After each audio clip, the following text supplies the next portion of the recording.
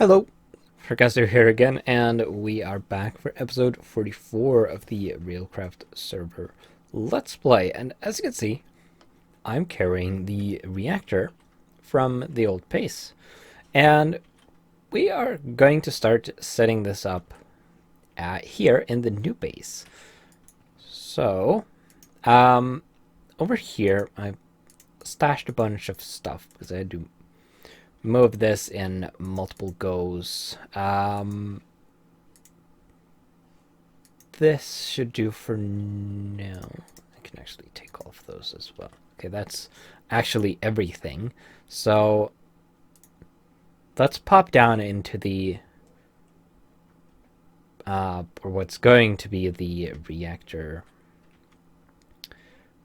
room. So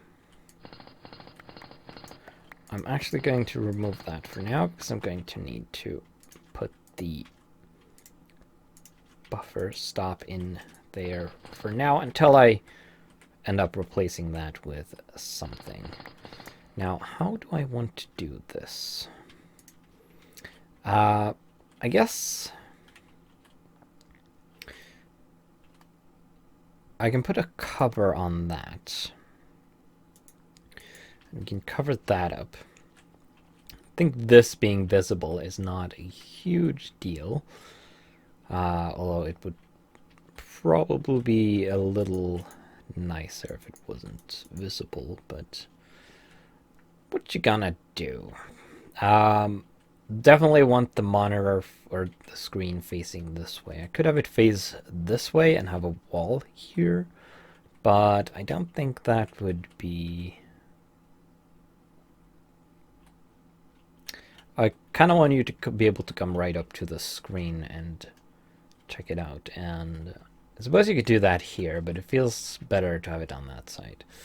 I'm going to have it like that. Could probably clear this out. And we want to dig in this way. Now, don't quite know how far in I should go.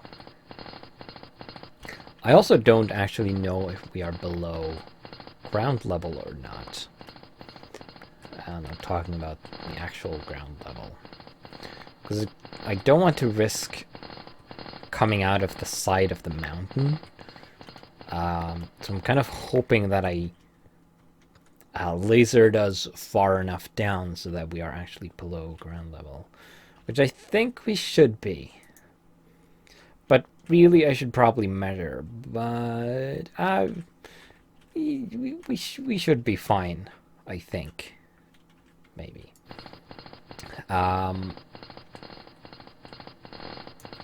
Let's get the laser out, shall we? And switch to 3x3 mode.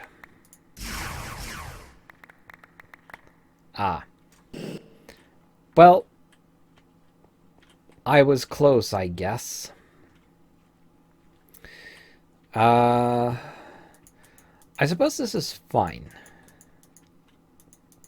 Could have been nicer, I guess, but I mean, I could go slightly further down. But this is probably enough.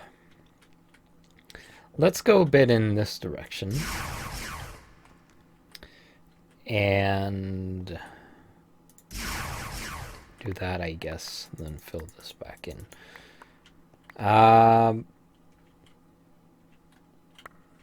Might want to go a couple blocks up for the ceiling. So we're going to put in, whoops, a fluid reactor, of course. I made all of the parts, I think. We're going to need piping and such as well, which I have not taken with me, so I'm going to have to probably go back to the base at some point to get that. Now,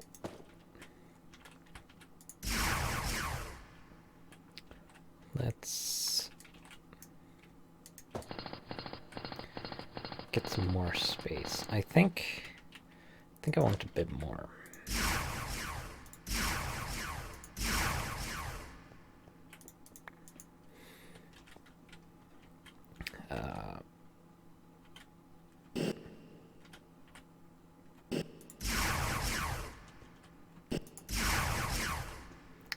That works. Smooth that out a bit.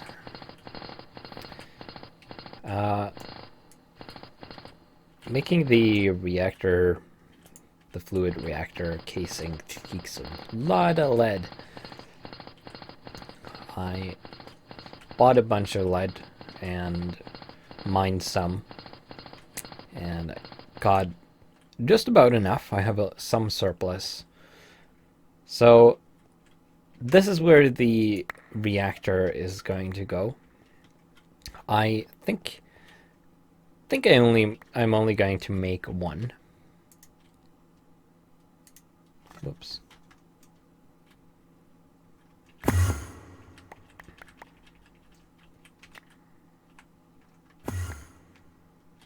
But you never know. Maybe I'll end up putting more in. So these are the reactor vessels, pressure vessels. And these are what the chamber... Did I make this even by accident? Right.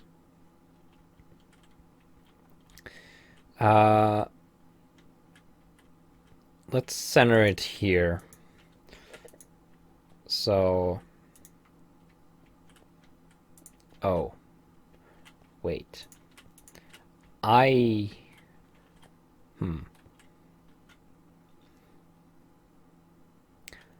may have made way too many of these. Because I thought that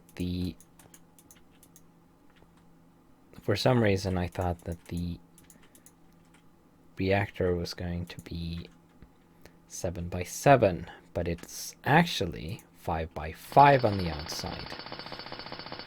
Great. Well, I guess I might end up making 2 at some point anyway then, because I have more reactor vessels than I need. Which is a bit unfortunate, but maybe someone wants to buy them to make their own reactor. But this is going to give us a lot more power from the fuel rods, because the EU reactor, as it's called, gives you half of the potential power, and the fluid reactor gives you all of it.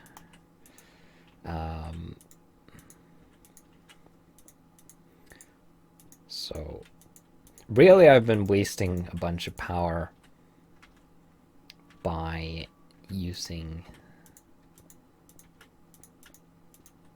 the EU reactor for so long, but it's fine. Okay, so I probably have enough for 2 more reactors, maybe, or thereabouts. Oh, maybe not. Maybe just 1. But yeah, this is it. So I guess we'll have the cooling system over on this side. So we're going to put the fluid ports here.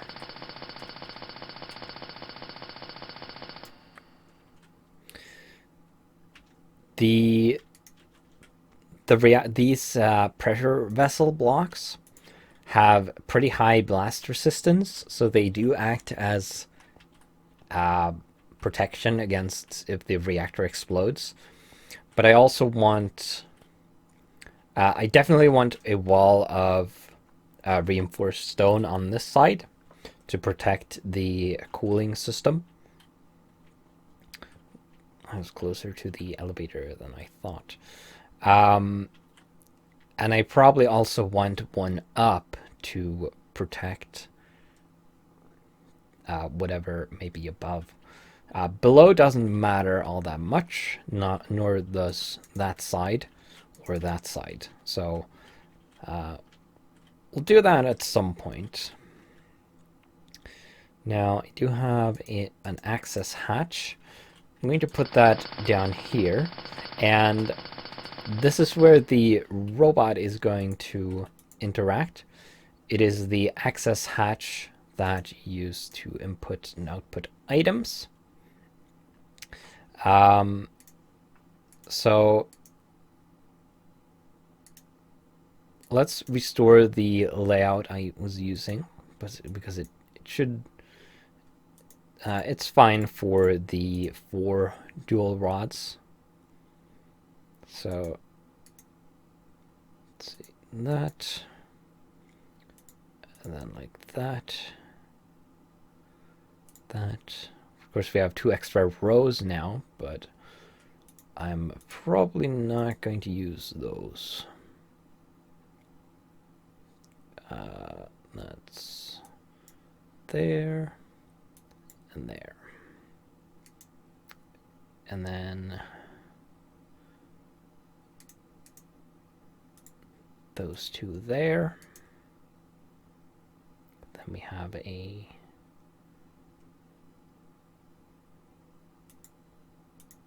vent there to the center like that, and then the component heat vents there like that. And then we also have a redstone port, and I guess I'll put it, actually let's flip these around, and if we break the casing and open the reactor, we can see that it has the all the components in the same arrangement. Let's put the access hatch here in the middle, and then put the redstone port there, because the robot outputs the redstone signal on the left side, so that it would go into this somehow. I'll get a bunch of these left over. So we're going to need a bunch of coolant for this. We're also going to need to set up the coolant processing system, and I realized that I haven't actually prepared any of that. There's a bunch of equipment needed to set that up. So what I'll probably do is I'm going to go off camera. I'm going to make the equipment needed, get pipes and such, and then we'll be back when I have all that stuff, and we'll set it up. So with that, I will see you in a little bit. All right, so we are back, and as you can see, I am in a test world currently, and I do not have the pipes and such I said I was going to have, because I've not had time to work on this and have run out of time because this episode goes up today, so I need to stall for a little bit. So here we are in a test world I set up a while ago, intending to create a computer control for the reactor. And I'm going to go over my plan for this, and we'll maybe have time to work a bit on it. So as you can see, I have a reactor here. It has the same setup that I have on the server, and it has coolant in it. And the idea is that it's going to output coolant into this refractory tank. And the reason for that is that the pipes interact weirdly or not at all with the IC2 blocks. So I'm using these tanks as intermediary buffers. And it will then split the hot coolant between these two liquid heat exchangers, which will output heat into the steam boiler set up for superheated steam, of course, because otherwise you might as well just use the a liquid heat exchanger and a Stirling generator, because regular steam, at least when I tested this last, produces less power than the Stirling generator. Superheated steam produces more power, so that is currently the best option. We have a tank of distilled water here, of course, to avoid calcification and maintenance of the boiler. The liquid heat exchangers output at most 100 heat units per tick, if you have all the heat conductors in them. To produce superheated steam, the steam boiler needs 200 heat units per tick. So you need 2 of these. And they both need to run at the same time. If it doesn't get enough hot coolant, then you're going to have uneven running, which will cause the explosion effects that you may have seen if you've done this. So, which is why we have this split here, to make sure that they both get enough. And we want to make sure that the reactor output is high enough to supply both of these as well. The superheated steam gets output into this steam turbine here, which will output kinetic energy into this generator, which goes into this MFSU here. And then the superheated steam gets turned into steam, which gets output up, according to this fluid ejector, into this steam turbine, which will produce some more power, which also goes into this MFSU. This condenser takes care of any excess steam, I think. I'm not entirely sure what it does, but it removes something and outputs distilled water, which it ejects up into this tank. And then this pipe here, which is powered by this redstone signal, will extract from this steam turbine and this tank and put distilled water back into the holding tank here. Down below, hot coolant converts into coolant, which gets ejected down into these tanks here, which gets emptied by these pipes and takes the coolant back to this tank here, and then puts it back into the reactor. So yeah, that's pretty much it. Now, my original idea was to have the flow being controlled by this microcontroller here, and it has a fluid transposer in it, or a transposer, I mean, which does both fluids and items. And it would use that to check the levels in this tank. And when it's above, say, 50%, it would turn on this pipe with a redstone signal, and it would extract hot coolant and split it between these two liquid heat exchangers.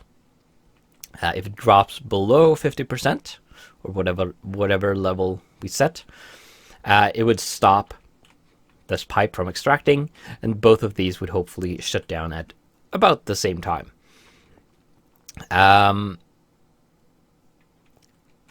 Now, unfortunately, this plan is not viable, at least not in this world, because the microcontrollers are broken. So if I try to turn this on, it says no BIOS found. and I can replace it with this one here. You can see it has a bunch of components in it. It has a transposer and a redstone card and an EEPROM called test. But even so, it will not load that program. And this is the program in the EEPROM. It looks like this. Can edit that again to show this is what the EEPROM contains, and as far as I'm aware that should work, but I've also tried with an actual program and that doesn't work either.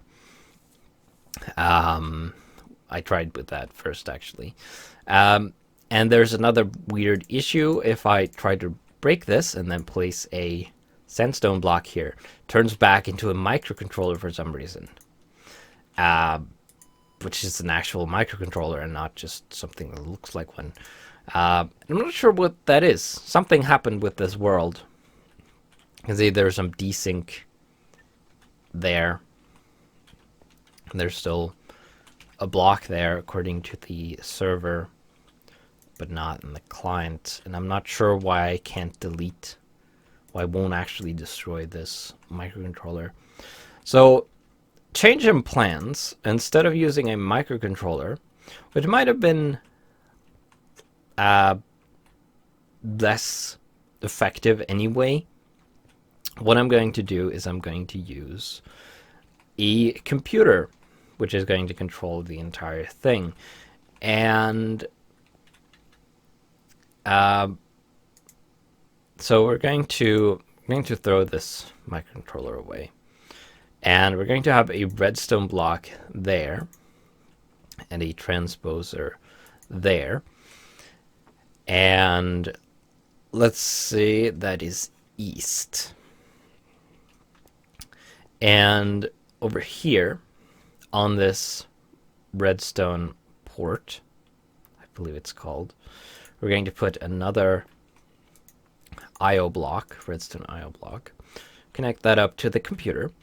So now we can control the reactor based on this fluid level here. And we are going to close that. And then we're going to head into the Lua prompt. Go component, transposer. And then we should have a bunch of methods here. We have get tank capacity, which allows us to specify a side and a tank number optionally. I assume that if we don't specify the tank number, it just gets the first one, or maybe we get a table with all of them. We can try that actually. Let's do sides east. Okay, no. Well, since there's just one tank, I guess it might just return that straight off and instead of a table. Maybe if there's multiple, we get a table. I'm not sure. It's not really relevant because this is the exact situation that we'll be dealing with. Let's look for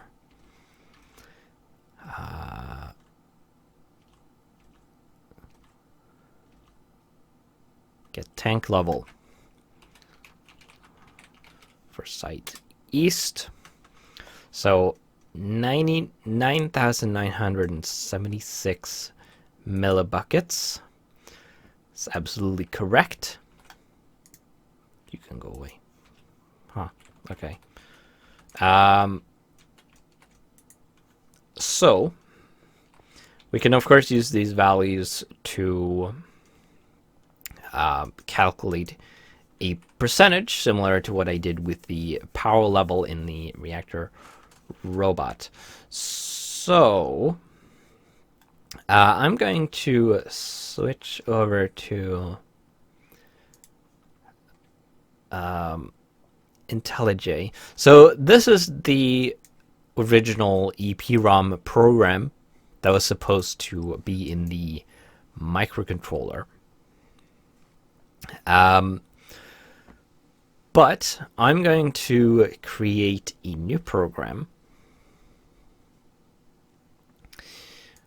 We'll call it Reactor Manager. We can clear that stuff out.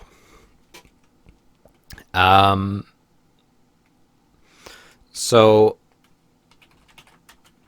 we'll start this off with a require component, and then we're going to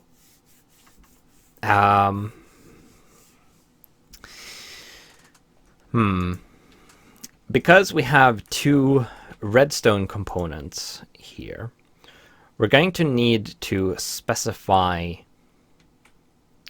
the addresses. So I just switch back to Minecraft briefly. I just shift-clicked with an analyzer on one of them, and then we can copy this address to the clipboard. Then we'll go back to IntelliJ. Then we'll name this pipe control, and we will set this to component proxy and then paste the address. I'm doing this off the top of my head, and that may not be correct, but if we switch back to Minecraft, we'll do the other one. You don't need to shift-click the redstone things, by the way, because they don't have an interface.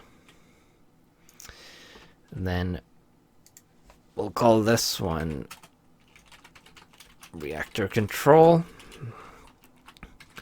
And we'll proxy that. So instead of using component redstone, which will select one of the redstone components, so one of the two IO blocks, the first one that appears in the list, we are specifying which each one so that we know which is which, and make sure we can access both of them. Then we also have the transposer, and we only have one of those. So we can call that tank, and then we can just do component transposer, because we only have the one. And I think that's pretty much all we need. I could also hook it up to the power storage, which is probably a good idea, because then I can have it read the power level. Should be an adapter somewhere. There it is. It will be able to read the power level, and then I can. This doesn't have. No, it doesn't have a facing. Probably want to keep it away from. I don't think it will interact with the pipes though. But then I can have the reactor shut off. Oh, right. Why do cables even connect? I guess cables can transfer power to... Yeah, that's probably it. They probably transfer power to microcontrollers. That would make sense. So do that. And now go component, and then what would it be called? Can I? Is there a list? Yeah, IC2 TE MFSU. Okay, that's acceptable, I suppose. So that has get capacity, get energy, get sink tier, and get source tier, right? So we want get energy, gets us the energy level, and then we can use that with get capacity to calculate percentage.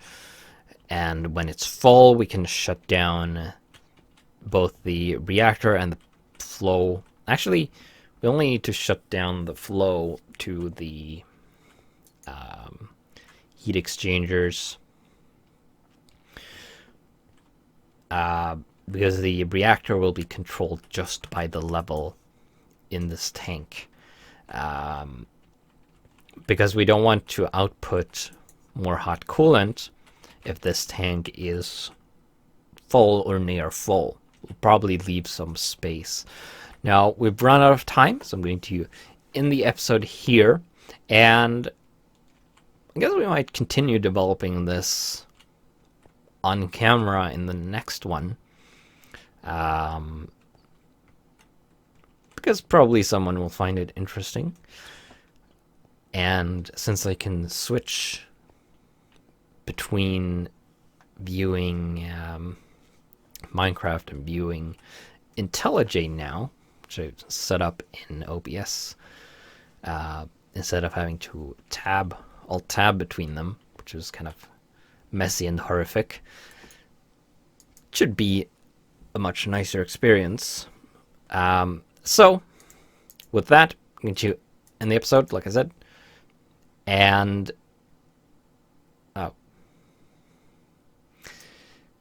yeah, I will see you in the next one.